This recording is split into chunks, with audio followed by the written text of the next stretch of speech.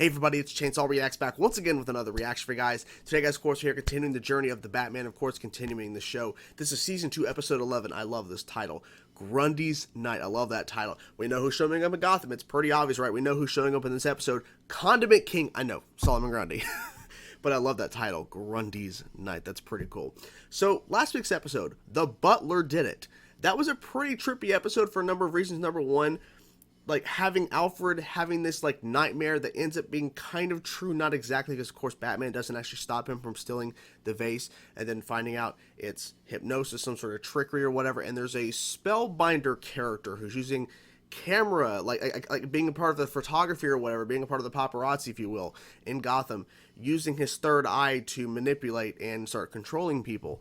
And it was really trippy in regards to Bruce actually seeing visions and shit and seeing stuff that actually isn't there. It was a really crazy episode of him kind of diving into, well, when I was training abroad and there was like this temple, and if they do some sort of meditation, some of them can achieve a third eye and they can float and shit. Like, okay, like, it's interesting that we're hearing kind of, you know, stuff that, you know, in terms of him leaving Gotham to go train abroad is kind of, we understand, you know, the understanding mostly of the idea of where Bruce gets his training or whatever. So it's kind of cool to hear some of that in this show, and how what's happening now with the Spellbinder character is tying in to what he had heard when he was training abroad, you know, becoming the Batman or getting to that point.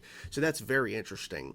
People have been asking about, and I'll say this real quick, people have been asking about when am I going to react to Batman vs. Dracula, the film, and the goal is to react to it before the finale of Season 2, because I've been hearing people say react to it before Season 3, and react to it before Season 2 finale or whatever, for it to make the most sense, in a sense. So I'm planning on reacting to it before the finale of Season 2, of course, which is very soon. So instead of the Season 2 finale that week, that Saturday, the goal is to have Batman vs. Dracula instead, and then we'll do the Season 2 finale, and then we'll move on. That's the goal. That's the plan. So I'm going to stick with that. I'm not going to wait till after Season 2. I'm going to do it before Season 2. So I got to figure out a time to film that. So anyways, hope you guys enjoyed this video. I'm excited to get to this now, guys. Let's get into it now. Season 2, Episode 11, Grundy's Night. Let's go. It's not creepy at all. Tonight is Grundy's night. There, the swampland. The swamp, okay.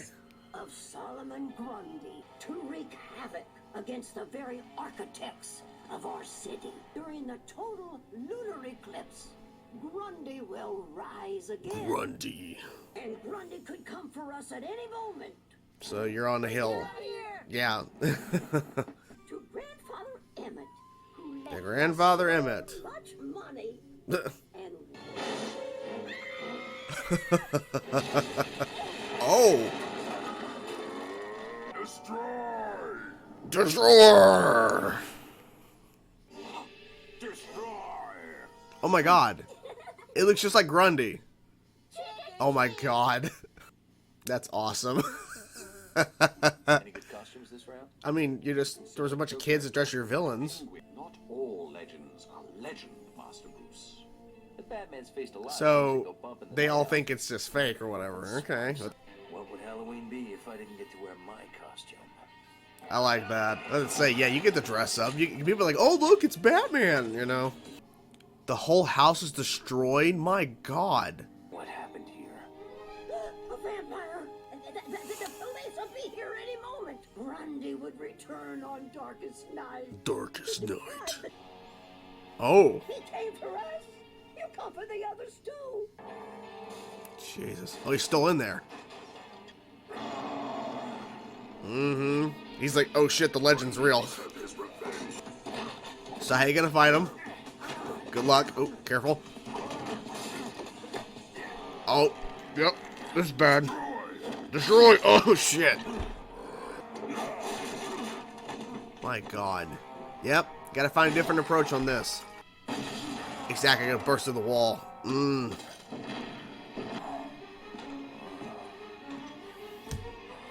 Yeah. Grundy wins. Flawless victory. Okay, the whole house is gone now. Okay. No candy here, fellas. No candy. Hi, home. What's happening? Oh, okay. Boo. Boo. was a resemblance. Yeah, it looked familiar. It says here that Gotham Swamp wasn't always a swamp. Once it was a lake. Bolton, Winslow, and Parrish conspired to make the area a dumping ground for the industrial waste created by Gotham's construction. Magic from their native countries. Magic? On All Hallows Eve during a lunar eclipse, they used that magic to form Solomon Grundy. I'm looking for a follicle, a sliver of dead skin, anything in this mud that might contain a trace of Grundy's DNA. Grundy's allowed to strike his last victim. He could disappear for another 150 years. Yeah, that's true. Back, sir. Happy Halloween. What were those costumes exactly?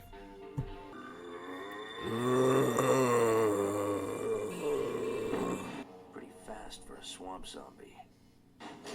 Yeah, that's true. Yeah, something. Careful. Whoa there, buddy. Haven't seen any swamp zombies, but if I do, I'll let them know the Batman's looking for him. Batman. Grundy may not be supernatural, but his threat is real, all right. Oh shit. Watch your back.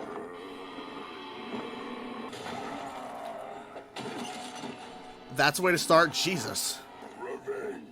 Revenge. Halloween's nearly over. Yep. Trick or treat. Clayface. Oh! Oh my god! That's awesome! No one would think of chasing after Grundy for the money. Interesting.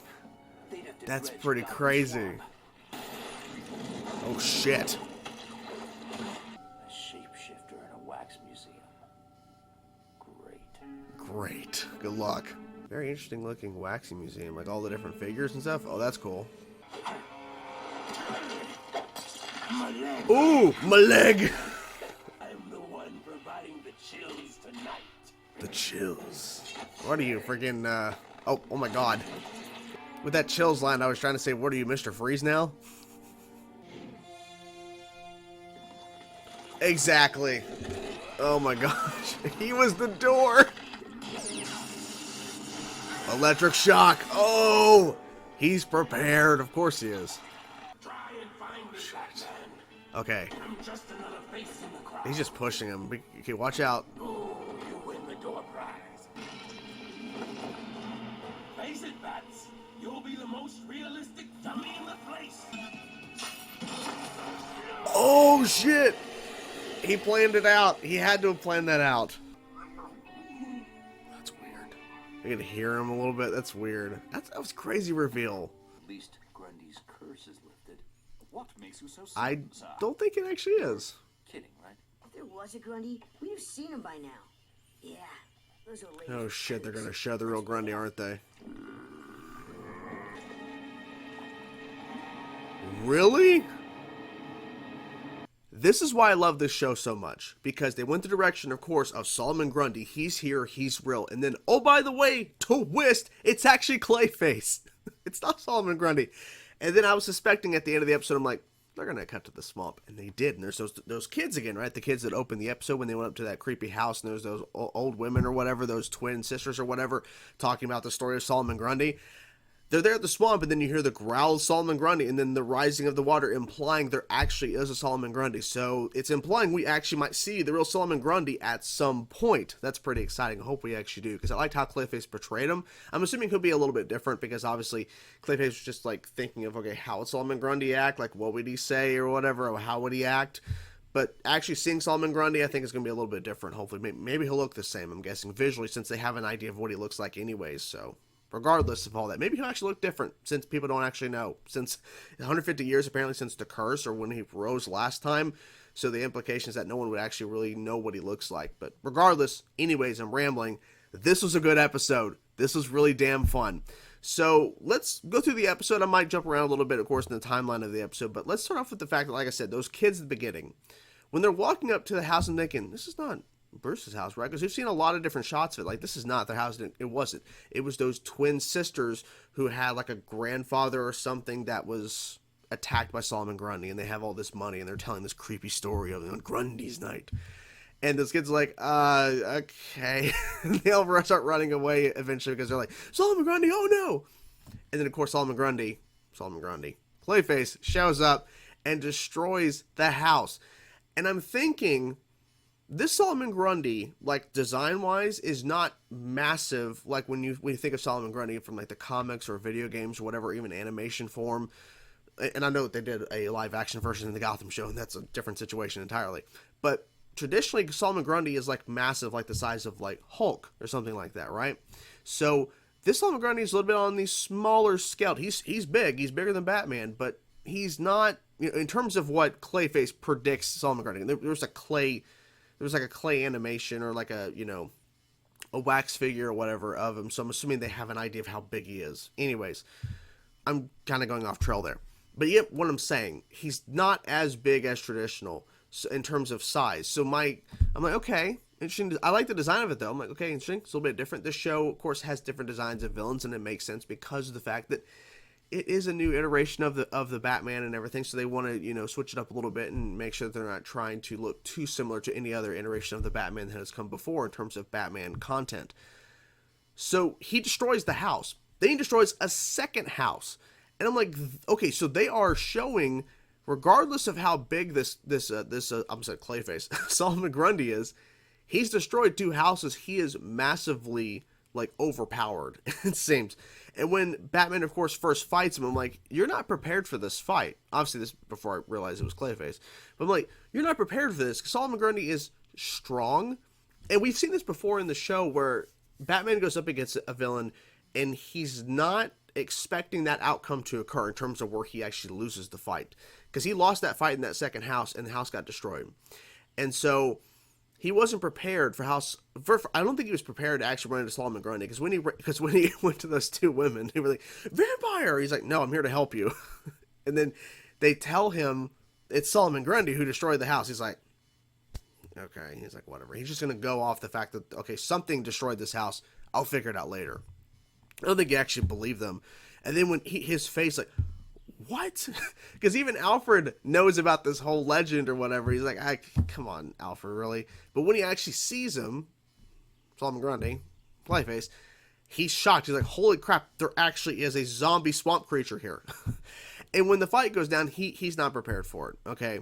If this is how strong Solomon Grundy actually is, he's not prepared for that real fight whenever it occurs, because he literally, I mean, maybe now he will be because he's already faced a fake version, but still he was unprepared. And then he figured it out. He figured it out that, okay, something's going on here. Because when that guy walks up to him, he's like, oh, that's a cool Batman costume. It's like this demon face on or whatever.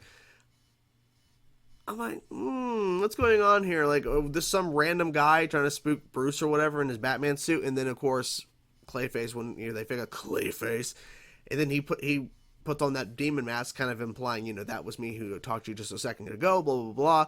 And because, like, he literally disappeared. Solomon Grundy's like, he walked into, like, this mist, smoke, and then Batman's looking around. He's like, he's fast. Like, he's fast for a zombie or whatever. It's like, yeah, he is. And I was like, what does that mean, though? And, of course, the implication, it's not actually Solomon Grundy. So I'm guessing Solomon Grundy is actually going to be slow when we actually run into him. I'm hoping we actually do run into him in this show. I'm going to jump a little bit back a little bit because I was just mentioning Alfred because I remember this. What was so funny is that this guy had a perfect replica of Solomon Grundy's face as a mask at the door. And, of course, Alfred is just, you know, I think it was Sherlock Holmes. Yeah, Sherlock Holmes. So goes to the door. The guy has a Solomon Grundy mask. The three kids have a Penguin, Catwoman, and a Joker costume. I cannot believe they allowed them. Why would Gotham sell kids, especially kids, you know, Halloween costumes as villains who have caused destruction? Now, Catwoman, maybe not so much like public destruction. She's, of course, been in like the news and stuff. But Penguin, especially Joker, and you're allowing these kids to wear the fucking Halloween costumes. You're a bad parent. You're a bad parent. That guy's a bad dude. I don't know if that was the guy that was the actual father to all three of those kids, but still, whoever let those kids wear those costumes, bad parents, because this is terrible. Man, what were they thinking? Clearly, they were not thinking. So that was pretty interesting. Of course, that kind of brought up the whole thing about where Alfred was like, oh, this guy scared me with a Grundy mask, and it kind of ties in the whole thing. Now, I'm just wondering, like, okay, so what exactly is true about the story of Solomon Grundy? Because when Alfred goes through the story of it about where it originally was a lake 150 years ago, and then these three businessmen, used it as in secret as a way to dump waste. I don't think they expected it for it to turn into a swamp. I'm wondering how legit that story actually is. No idea. Because see, they go in this direction of where townsfolk that are being disrupted by this dumping out in the swamp, or dumping into the lake turning into a swamp, create Grundy with magic. And I'm thinking, okay, we just had Spellbinder in the last week's episode. Spellbinder basically had magic or hypnosis abilities, could create a third eye, could levitate. And I thought at first when they showed Spellbinder levitating it was a trick. Actually, it's not a trick, he can actually float. So maybe it's not too out of the realm of possibility that there is a group of people back then that supposedly in the story created Grundy through magic. I have no idea. I thought the thing that Bruce was going to find out through the DNA search or whatever when he was searching up the mud and trying to find some DNA of Grundy, that it was going to be revealed to be. He wasn't created in the swamp. It was some guy who, it was some guy. Maybe there's like some sort of curse with this guy.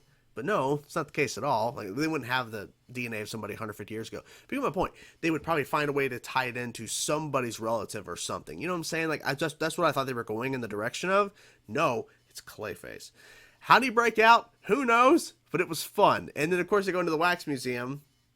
And then it's okay, so look at all the different designs. There's an alien. Of course, he's the alien.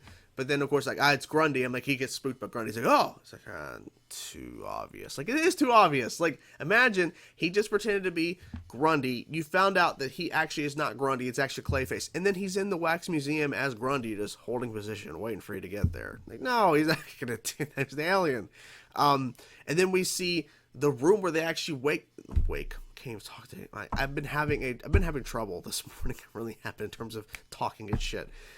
Making the wax figures and seeing all the different just like base, I guess, just like models and shit. And then Batman, of course, plans it out where he's taken to the giant, like this giant bowl of like wax, some sort of like, I don't even know what it is. Like, what's in the melting pot? What's in the pot? I have no idea. But like this really hot liquid's pouring. Of course, Batman, of course, triggers it. He swings away and he throws a batarang and it hits it and then it pours all over. It's a new way to stop Clayface. Because he tried before with that little the ice thing. See, I can't even talk today. See, I can't even talk. I need to wake up. It's 8 o'clock in the morning. I need to be awake.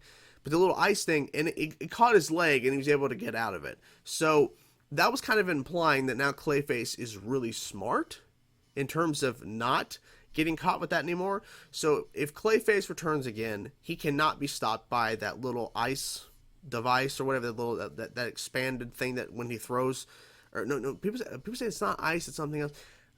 Regardless, he that won't stop him again, and they've already used it too much. Now with this new way, that was interesting, but now it's about how do we efficiently find a way to stop Clayface, right? Because he was in Arkham and then he broke out. So do they have any records of that? How did he get out? I don't know.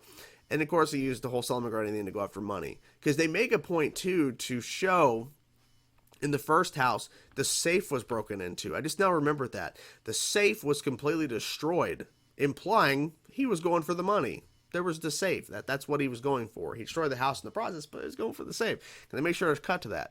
The second house, I don't remember exactly if they showed anything with a safe thing, but maybe he was trying to get the guy to open it. I'm not sure. He could have got into it, but anyways. And that one little bit about him turning into the door. Because he opens the door, and then there's the door itself. He's like, the door is actually Clayface. Oh, this show. So much fun. This was a good episode, like I said. This was a fun episode. I really had a good time with it. And, yeah, I'm just kind of rambling at this point. Apologies for me flubbing words and shit. I really don't know what's wrong with me. I need to wake up and just, But regardless, this was a fun episode. This is a great way to start my morning. And I hope you guys enjoyed the video. And I'm curious to know, what do you guys think of this episode? What do you think of Solomon Grundy? And what do you think of the Clayface reveal and everything? And obviously, don't spoil it. But, if Solomon Grundy was to come back, would you be excited for it? Because I'm excited if I hope he does actually show up, the real Solomon Grundy. I hope so, at least. But anyways, like I said in the intro, I'll be reacting to Batman versus Dracula. Or is it Batman and Dracula? Batman versus Dracula. Anyways, I'll be reacting to that movie before the season 2 finale, which I believe I have to do the next episode and then do the movie and then the finale after that. So they'll be kind of spaced out like that. That's the plan. Anyways, I'm done talking and I'll go now. Talk to you guys soon. Peace out, everybody.